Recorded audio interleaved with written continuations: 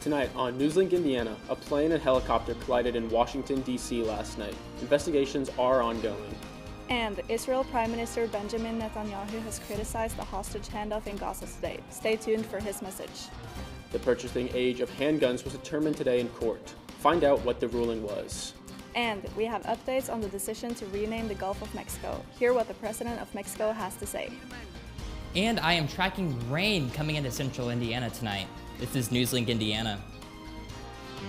Local news about local people, live from Ball State Unified Media. You're watching NewsLink Indiana. Good evening and thank you for being with us tonight. I'm Aiden Murray. And I'm Marie Scotte.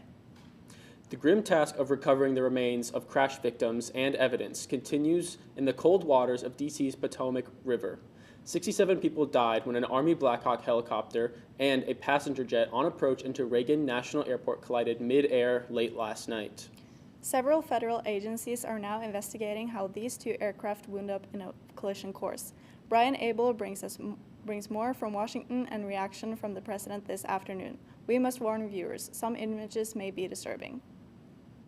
American Airlines says Flight 5342 from Wichita, operated by PSA, was on approach to land at Reagan National Airport when it and an Army Black Hawk helicopter from the 12th Aviation Battalion, similar to this one, collided in flight. It was a fairly experienced crew, and that was doing a required annual night evaluation.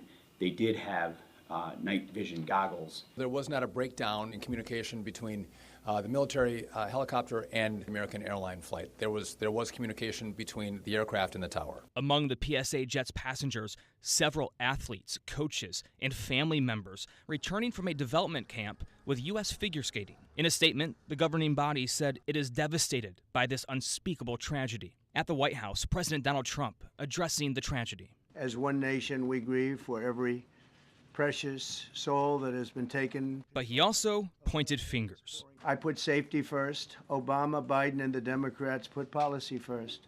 The FAA's diversity and inclusion hiring plan, which says diversity is integral to achieving FAA's mission of ensuring safe and efficient travel. I don't think so. When asked for evidence why DEI could be a factor. Because I have common sense, okay? This morning, the president appointed a former senior aviation official as the FAA's acting administrator. That role, among others at the agency, were left empty following resignations ahead of Trump taking office. In Washington, Brian Abel reporting. The head of TSA was also fired on Inauguration Day, and that vacancy remains. Reagan National Airport reopened for air traffic at 11 a.m. Eastern today, even as wreckage recovery continues off runway 33. Israel's Prime Minister Benjamin Netanyahu has warned against putting Israeli hostages at risk following chaotic scenes during the handover in Gaza today. During the release of our hostages today, we all saw shocking sights. We made it clear to the mediators that we are not willing to accept any risk to our hostages. And I add to that, whoever dares to harm our hostages, his blood will be on his head.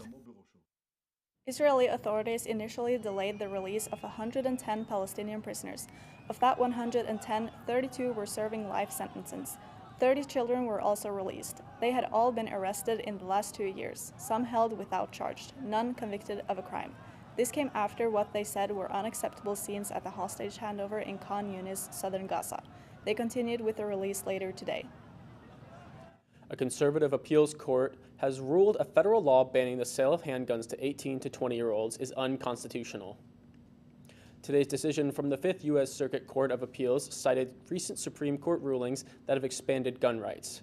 Defenders of laws banning 18 to 20-year-olds from buying guns argue research shows young adults are more likely to commit gun violence. The Supreme Court has not weighed in on how to apply the Second Amendment's protections to young adults in light of recent precedents. 2 additional female victims have been added to the Sean Diddy Combs federal case. Today, federal prosecutors filed an indictment and expanded the racketeering conspiracy allegations to include the latest victims. Combs was previously charged with racketeering conspiracy and transportation to engage in prostitution with a former girlfriend known as Victim 1. The superseding indictment alleges the crimes extend to the 2 additional women. Combs has pleaded not guilty to the charges. In the past year, nearly 30 civil lawsuits have been filed against the music mogul. Combs' trial is set to begin on the May 5th in New York City. The president of Mexico presented a letter to Google to contest the tech giant's decision to comply with President Trump's order to rename the Gulf of Mexico as the Gulf of America. On Monday, Google announced that U.S. Google Maps users would see the body of water known as the Gulf of Mexico renamed as the Gulf of America. Google said its move was in line with its, quote, practice of applying name changes when they have been updated in official government sources. Mexico's President Claudia Sheinbaum spoke today at a daily press briefing saying that the name change could only apply to 12 nautical miles. Now, Mari, I don't know about you, but I'm looking forward to some warmer weather this week, but I know we've had some rain, and I'm just looking forward to the rising temperatures. I'm hoping spring is coming soon. All right, well, let's throw it over to Hunter with weather. Yeah, we could definitely see almost spring-like temperatures coming up this week.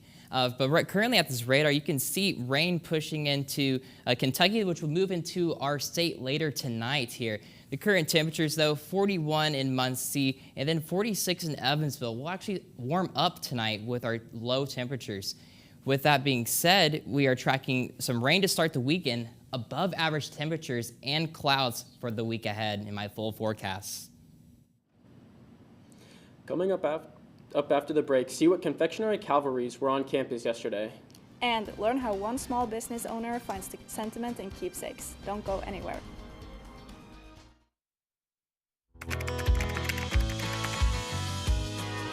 How you doing? Hey, Mason. Hey, Mason.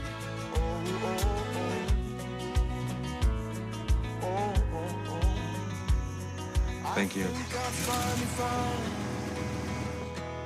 A place to make my own, a place that I call home,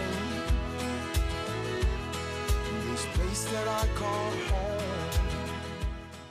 Mom was always organized, but she started forgetting to pay her bills on time. And she'd buy the same gifts over and over. Telling the girls about my Alzheimer's diagnosis was really hard. At first we had our cries, but then we were like, okay, let's make a plan. Early detection gave us time to adapt together.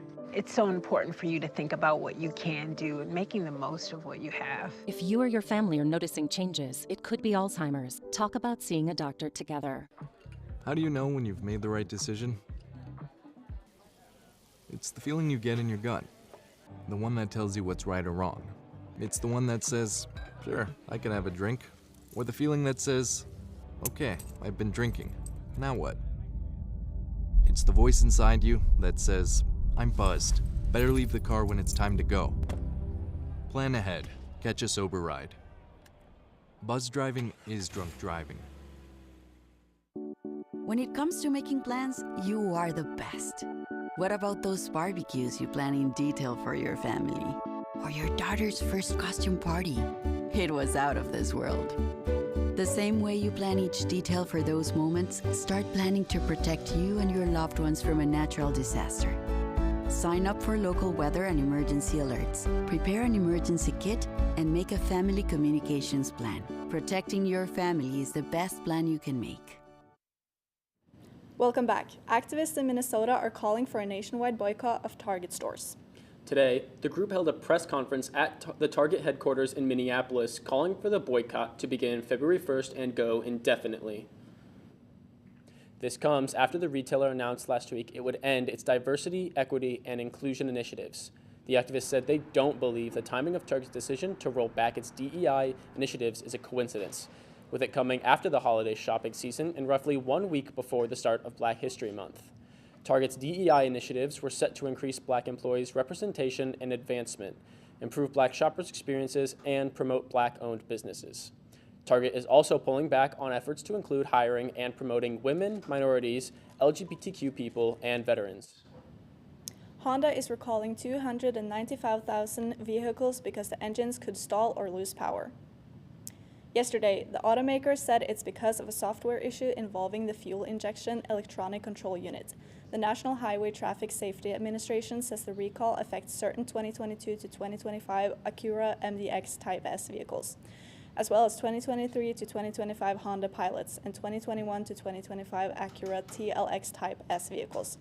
Honda and Acura dealers will update the software free of charge. If you have an affected model, you'll get a notice in the mail in March. After 4 years, the Resident Hall Association brought back one of its beloved yearly events, Cake Wars. NewsLink Indiana's Peyton Mucker has the story. Ready, set, go.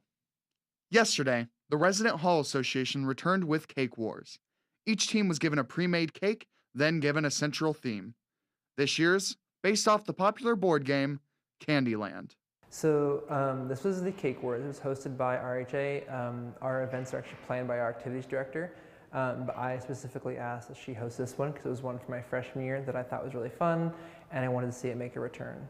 6 teams went head-to-head to see who could design the best cake. The teams were Neato Skeetos, Park Sharks, INATDIAIAU, Schmilly Schweets, PHC, and The Butchers. Once an hour and a half passed, the teams were to put down their utensils and prepare for the judges. Judging the competition was Ball State University's First Lady, Jennifer Mearns, and Associate Director for Residential Learning, Matt Kovach. After initial voting and a tiebreaker, the winner was announced. Neato Skeetos, you guys are our winners. Yeah. You guys will get a plaque. I don't know when, we still got to get it. It was really exciting. It was kind of fun just hanging out with the brothers and definitely making some memories there. Didn't expect to win, that was really cool. But I think we just had fun with it and try to be as creative as possible and not worry too much about winning. So I'm really happy with the result. The Residence Hall Association strives to bring creativity and participation through students on campus. Throughout the year, RHA can be found serving mocktails in various dorms or holding holiday celebrations. The Residence Hall Association, that's what RHA is. So we plan events usually about once a month for residents to enjoy. If you are on Hall Council or an RA or an APM, you can come to us and ask for money or equipment to help run your event. The icing on the cake was the laughter and community that poured out of the common room. In Muncie, Peyton Mucker, NewsLink, Indiana. The Resident Hall Association continues to provide voices for the students living in Ball State University's resident halls. Get connected with RHA through their email, rha@bsu.edu. After taking a leap of faith, the owner of Bell Creations took the risk of starting her business of keepsake boxes. These keepsake boxes might just seem like a good party gift, but to Jennifer Amos, they mean so much more. They are a reminder of the risk and bravery she took to make her dreams a reality. Listening to her inner voice, she uses her business as an outlet to be self-expressive. NewsLink Indiana's Ava Lenz spoke to Amos. Amos said, quote, "I don't know if I'm going to call it spiritual, but I do listen to myself. Anytime I do it right. I was telling my son, you just let go and create." End quote. The impact of her business has put a positive light on her life, community, and family. With the help of her son, not only was she able to let her creativity grow, but the bond between them grew stronger. Looking at all of the designs of her boxes is a constant reminder of what's possible when you take a chance on what truly matters. Coming up, I am tracking a warm-up on our way. We slightly warmed up to 46. See how high we get this weekend.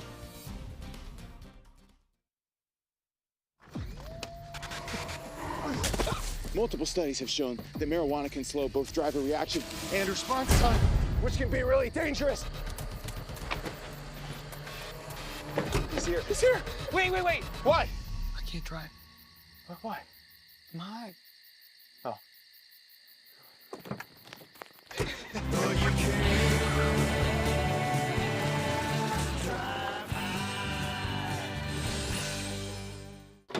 All right, I'm in the house. Okay, what do you see? Nothing yet. Hold on. I think I just heard something. I'm heading upstairs. Okay, I am almost there. I'm in the bedroom. Okay. Oh, shit. It's not here. What? The gun's not here. What do you mean? Where is it? Cameron? Are you in there? Open the door. Cam! Come on, Cameron. When I was 10, my mom got deported. We had a difficult time, and I feel that's why I didn't get to finish school. My husband is really supportive in a way that he pushed me to go back to school. She wants to have a career so her kids can look up to her. They both keep me motivated to go to school, and they see that if I do it, like they can do it too, you know? I feel that everything's possible. Find free adult education classes near you at finishyourdiploma.org. Food isn't just fuel to live, it's fuel to grow. My family relied on public assistance to help provide meals for us. These meals fueled my involvement in theater and the arts as a child, which fostered my love for acting. The Feeding America network of food banks helps millions of people put food on the table. When people are fed, futures are nourished. Join the movement to end hunger, and together we can open endless possibilities for people to thrive. Visit feedingamerica.org/actnow. Welcome back. I'm weather forecaster Hunter Luzader. Today we warmed up to 46 degrees. We even had that snow that we had compacted melt down today, which was nice to see. Not quite 67 though, set back in 2013. But we will again have that steady warm up this weekend as this rain moves through. But currently in our area, it is 41 degrees in Muncie, starting to cool in Marion of 36, but actually in Muncie will warm up into the upper 40s tonight as this rain is pushing northward into our viewing area.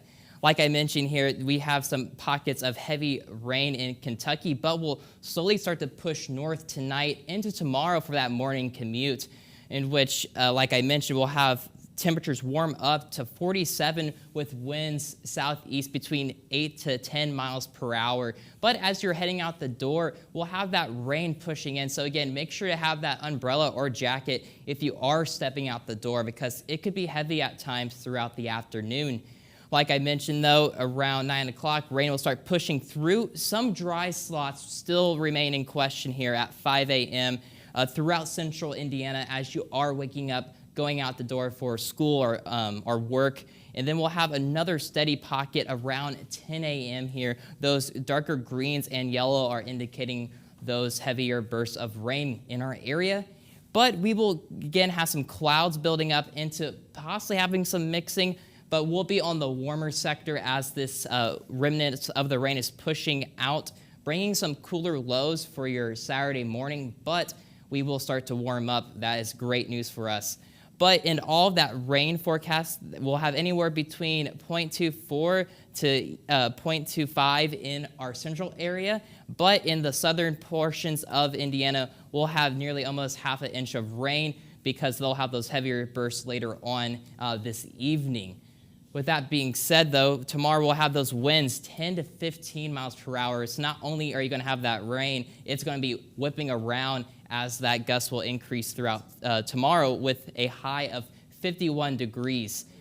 Not only that, we'll have a trend in warm temperatures for Sunday, 54 degrees here, which we usually are at 36 as an average high. But with Groundhog Day approaching, on Monday, you could see we dip back down into the lower 40s, back again to those more winter-like temperatures with hopefully maybe some snow later on.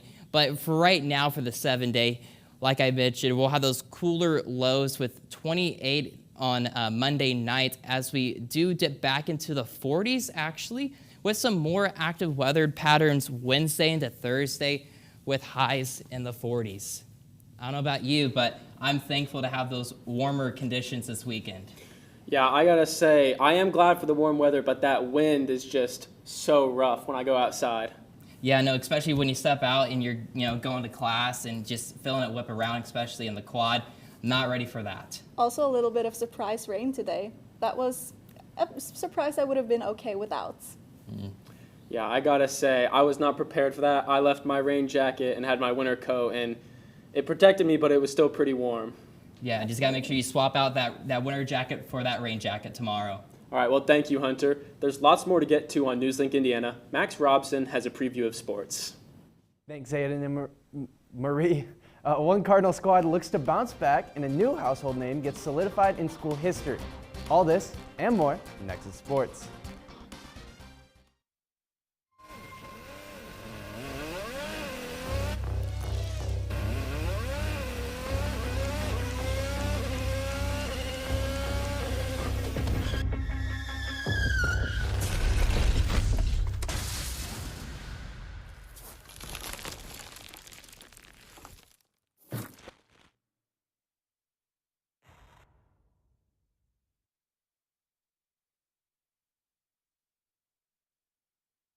I don't think that many kids in my son's school even do it. He makes fun of his friend who vapes. He would never try it. She's into soccer. She's on the honor roll. She's just not the type. No way. No way. No way. No way, my kid would never vape. Get your head out of the cloud. Today, nearly 8,000 kids will start vaping. Maybe even yours. Learn about the dangers at talkaboutvaping.org. For decades, I've taught you everything I know. How to safely build a fire, and how to control the flames. But I can only teach wildfire prevention. Only you can prevent wildfires.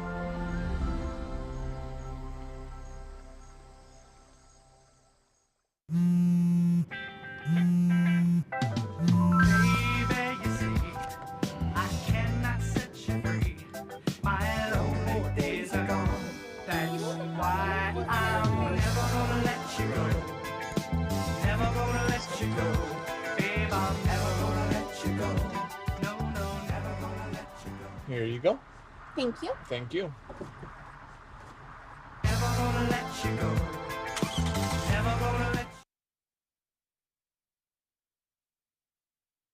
Welcome back to NewsLink Indiana. I'm Max Robson with sports.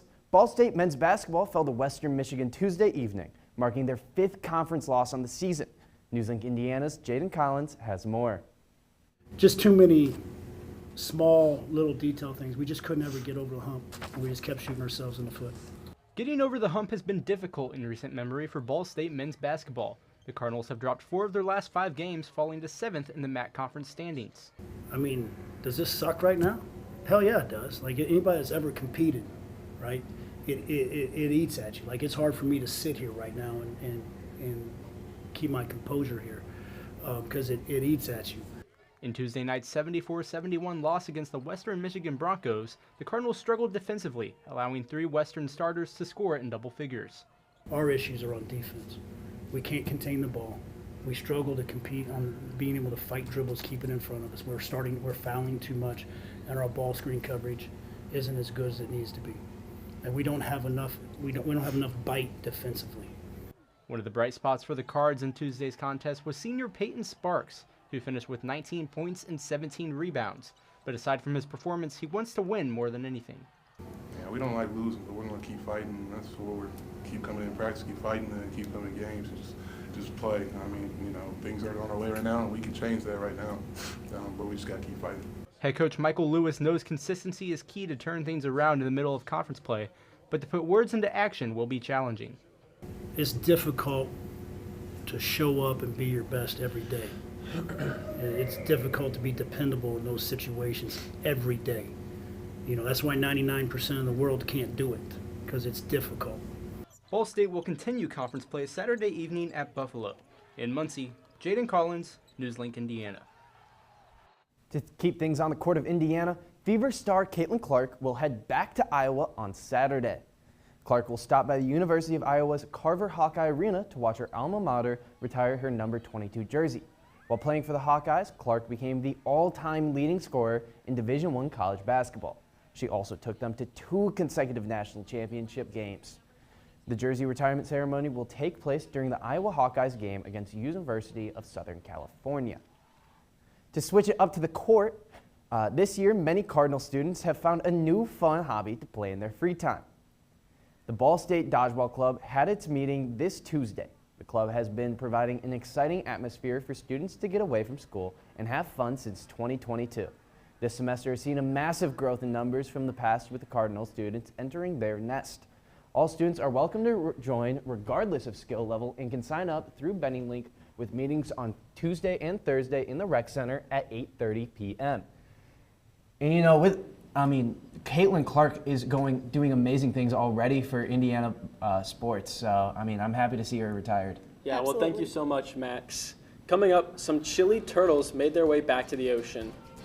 And we have one final look at your weather. Stay with us.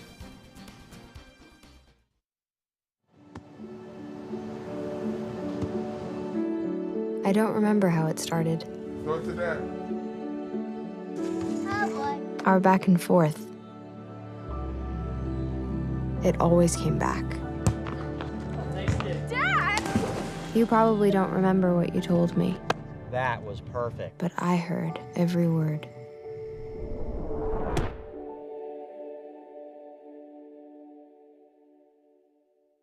Whether it's our stories, the warmth of our laugh, or our family's secret sauce, we all bring something different to the table. So make some space. The power of connection is waiting right outside your comfort zone.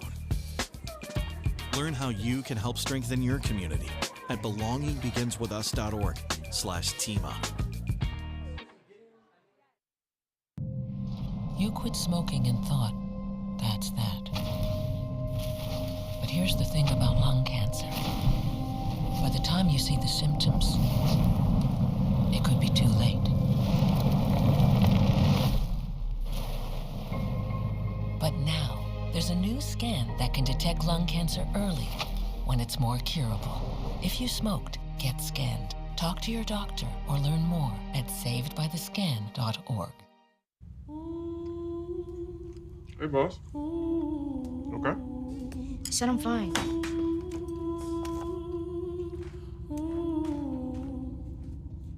Put me to bed, see you in the morning. With the frosted Superman, but it wasn't on it. And we lost it. You can talk to me. It's been really, really hard for me.